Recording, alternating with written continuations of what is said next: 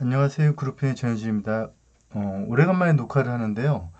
우리는 그동안 재개발 재건축을 규제하고 있는 도시및주거정비법, 약자로 도정법과 그리고 이제 가로주택 정비사업, 소규모 재건축 사업, 자율주택 정비사업 등을 규제하고 있는 빈집 및 소규모 정비사업을 위한 특례법, 줄여서 약자로 소정법을 비교해가면서 공부하고 있었고요.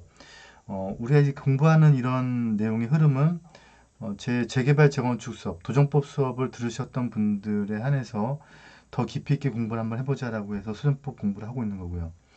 두 가지 법을 비교해가면서 우리가 큰 틀에서 한번 큰 흐름을 한번 짚어봤고요.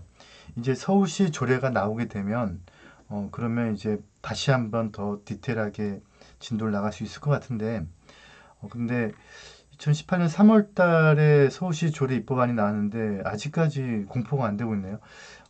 저는 한 6월 달 정도라고 예상을 하고 있었는데 아직 나오고 있지 않아서 좀 의자에 네 다리가 완성되어 있지 않아요. 그래서 아직 정확하게 서 있을 수 없어서 우리가 더 깊이 있는 공부를 하려면 서울시 조례나 경기도 조례 등 기타 지역별 조례들이 나와야 도정법과 그다음에 수정법을 비교하는 일들을 다시 한번 시작해야 될 것 같아요. 그래서 우선 잠깐 두 법령을 비교해서 공부했던 거는 잠깐 쉬고요. 어, 그동안 제가 제 이름으로 나갔던 기사들, 칼럼들 이런 것들에 대한 내용을 좀 짚어드리는 시간을 갖도록 할게요. 네이버에서 전영진이나 아니면 그룹핀을 치시면 기사들이 많이 아마 뜰 거예요. 근데 제가 한동안 이제 기사 활동을 많이 하다가 또 안 하다가 지금 다시 하고 있는데요. 다 대부분 다 재개발 재건축 관련된 기사들이니까 보시면은 이쪽 분야에 관심 있는 분들은 도움이 되실 거예요. 최근에 나왔던 기사들 중에서 세 가지가 보이네요. 4일 전에 나갔던 이제 아파트 가격 주춤하니까 단독주택의 주인가격이 높아진다는 얘기 하고요. 그리고 그리고 권리 산정 기준에 대해서 입주권 여부 결정 물딱지가 될 수 있나 없나 이 내용. 이건 실제로 저희 밴드 회원이 저한테 질문 주셨던 내용을 물건에 대해서 제가 검토하면서 이거 일반인들이 많이 사고를 당하겠다. 이거 염려가 된다라고 해서 기고했던 기사고요. 그다음에 재개발 재건축이 어떤 방향으로 가야 되고 지금 문재인 대통령께서 말씀하시고 있는 도시재생 기금이 어떻게 쓰여져야 되는지 이런 것들에 대해서 제가 칼럼을 하나 쓴 게 있는데 그것들까지 해서 세 가지 좀 짚어보도록 할게요. 우선 아파트 주춤하니까 단독주택 중위가격이 7억 원 돌파했다는 내용을 좀 보시면요. 중위가격이라는 게 사실 뭐냐면 이게 어떤 분야에 좋은 표현을 했더라고요. 만약에 호프집에 10명이 앉아 있는데 재산이 어떤 사람은 10억, 어떤 사람은 100억, 어떤 사람은 30억, 어떤 사람은 2억 뭐 이렇게 가지고 있으면 10명의 평균치를 내면은 평균의 재산 가격이 나오는데 만약에 그 술집에 뭐 워렌 버핏이나 빌 게이츠가 들어오게 되면 갑자기 평균이 확 올라가는 일들이 벌어지겠죠. 그래서 평균 가격에 왜곡 현상을 줄 수 있는 너무 높거나 너무 낮은 가격들이 평균 가격에 어떤 부작용을 줄 수 있으니까 그렇게 평균을 내지 말고 그냥 그 자리에 있는 사람들 10명이면 10명, 11명, 11명의 재산을 누구 많고 적고를 떠나서 그냥 1등부터 쭉 10등까지를 놓고 중간 가격을 잡겠다는 게 중위 가격이에요. 그래서 평균의 함정의 왜곡 현상을 어, 그냥 진짜 우리가 평균이 뭐냐 너무 이상한 평균 말고 왜곡되지 않은 진짜 평균이 뭐냐를 놓고 진짜 평균 뭐 평균도 평균이고 주인 가격도 평균치인데 우리가 삶에서 느끼는 평균 가격 잡자는 거거든요. 그게 이제 단독주택으로 넘어와서 그게 벌써 7억 원 넘었다는 건데요. 근데 이건 저는 어떻게 해석을 하냐면 단독주택은 재개발 재건축의 제로라고 저는 보여져요. 그래서 결국은 아파트를 잡고 택지개발을 잡고 이렇게 하니까 재개발 재건축 가격이 올라온 거고요. 그 오른 가격이 중위 가격을 저는 올렸다고 보여지고요.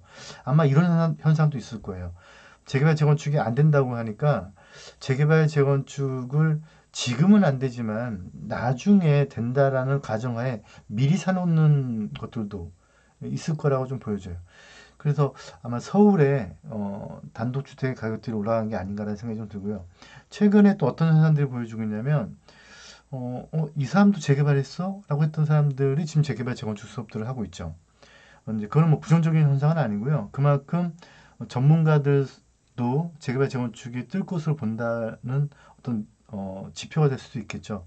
그래서 재개발 재건축 수요이 많이 늘어날 거라고 보고 있고 한 가지 염려가 되는 것은 그래서 어, 부작용으로 잘못된 물건들을 사거나 물딱지를 사거나 하는 일들이 좀 없었으면 좋겠어요. 그래서 제가 이제 다음 분 칼럼이 뭐냐면 음, 이 권리 산정 기준에 대한 부분들을 제가 좀 썼는데요. 기사는 지금 제가 다 URL 걸어드릴 테니까 나중에 그 스마트폰이나 통해서 기사를 읽어보시면 될 것 같고요.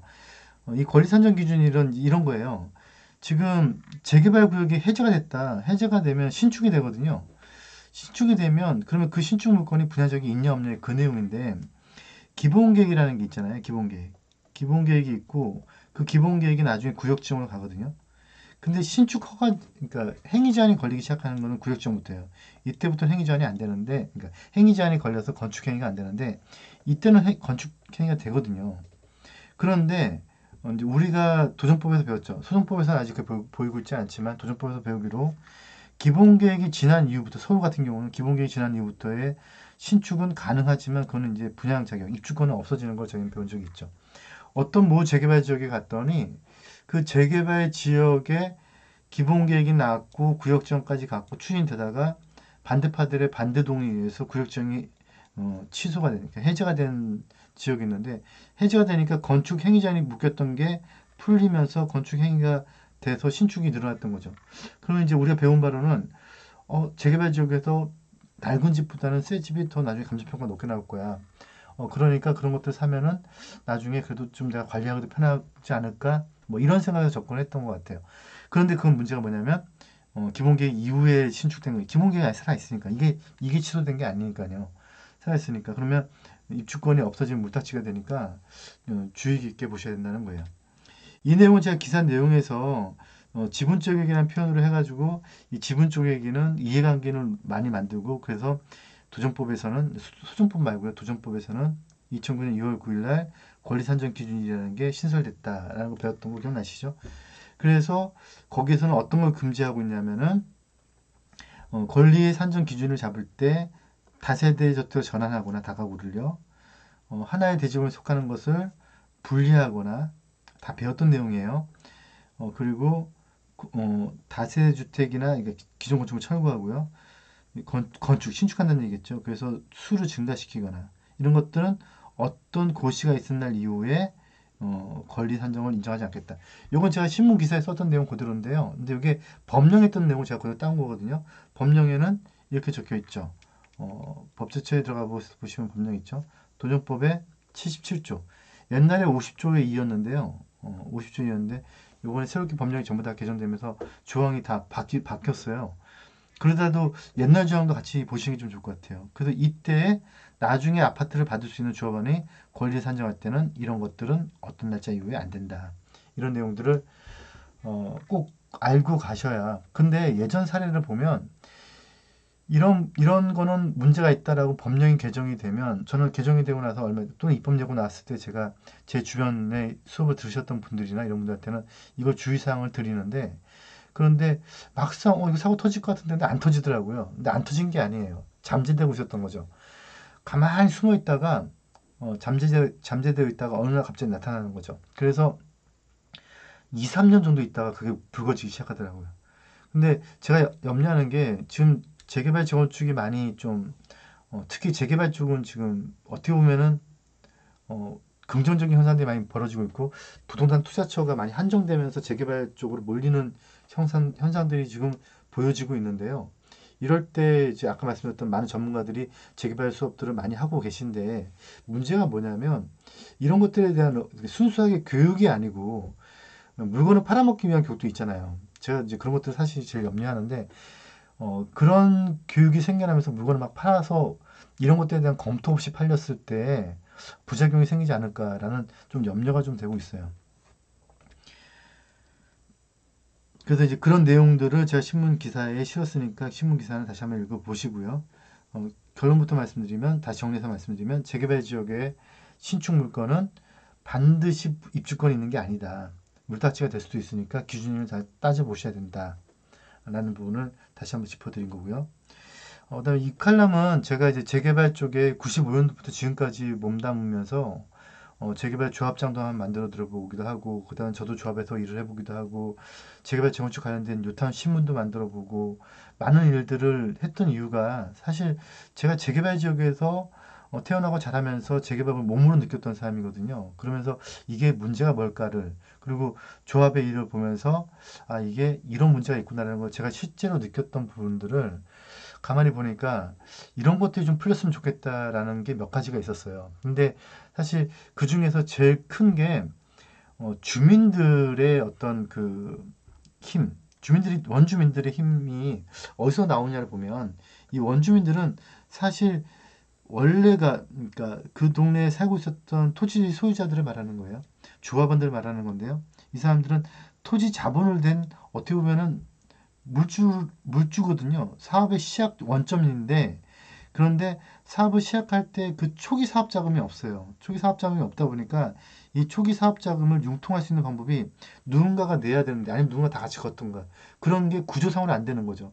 그러다 보니까 시공사한테 빌리다 보니까 이게 문제가 돼서 거꾸로 어떤 권리를 많이 뺏기거나, 그러다 보니까 이제 이게 2003년도부터 시공사 참여를 조합설립 인가일 이유로 제한하게 됐는데, 이러니까 조금 뺏기든 많이 뺏기든 뺏겨가면서 사업은 됐었는데, 문제는 이렇게 시공사 참여를 조합설립 인가일 이유로 해버리니까 뺏기고 안 뺏기고의 문제가 아니고 아예 기대꽃조차 없어지는 문제가 생겼던 거죠.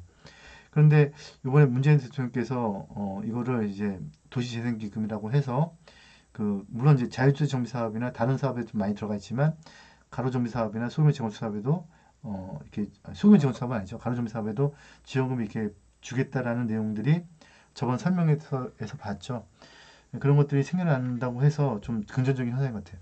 그래서 초기 사업 자금을 국가가 빌려주거나 저리로 국가가 어, 도움을 준다면, 그러면 시공사 입김이 없고, 그러면 원주민들이 주인으로서 이 사업을 꾸려나가서 사업의 이익을 나누어 갖는다면, 그러면 재정 차기에도 별 문제가 없을 거라고 저는 생각을 하고 있어요. 두 번째가 이렇게 투기 수요자들이 또 문제인데요. 투기 수요자들한테는 페널티를 전 줘야 된다는 게 저희 생각이거든요. 제가 예전에 그 신문사를 운영할 때 이거를 칼럼도 한번 내보기도 했었는데, 페널티를 줘서 그 페널티가 결국은 원주민들의 재정착이 쓰여지게끔만 한다면, 그러면 사업도 원활히 되면서 그 페널티에 의해서 재정 차익률도 높이면서 뭐 그런 합리적인 방법들이 만들어지지 않을까라는 생각에서 제가 이번에 칼럼을 한번 적어봤으니까요. 칼럼을 읽어보시면 아마 재개발 재건축이 흘러가는 방향에 대해서, 물론 투자해서 돈을 버는 것도 중요하지만 잘 버는 것도 중요하고 잘 쓰는 것도 전 중요하다고 생각을 해요. 그래서 이쪽이 흘러가는 방향을 좀 짚어보는 시간을 갖자는 의미에서 제가 칼럼을 썼으니까 한번 읽어봐 주시기 바라고요. 그리고 저희가 계속해서 공부를 꾸준히 하고 있는데, 근데 이런 것들을 좀 쭉 정리해서 책을 내고 있다라고 제가 말씀드렸죠. 근데 이건 제가 내는 게 아니고 이 밴드 안에 계셨던 분들 중에서 열의가 있는 분들 14분이 모이셔서 조금씩 글을 모아서 다듬어서 수동법 관련된 책, 그러니까 미니 재개발이죠. 직접적으로 재개발 사업을 어떻게 할 것이냐에 대한 고민들을 담은 책들을 냈으니까요.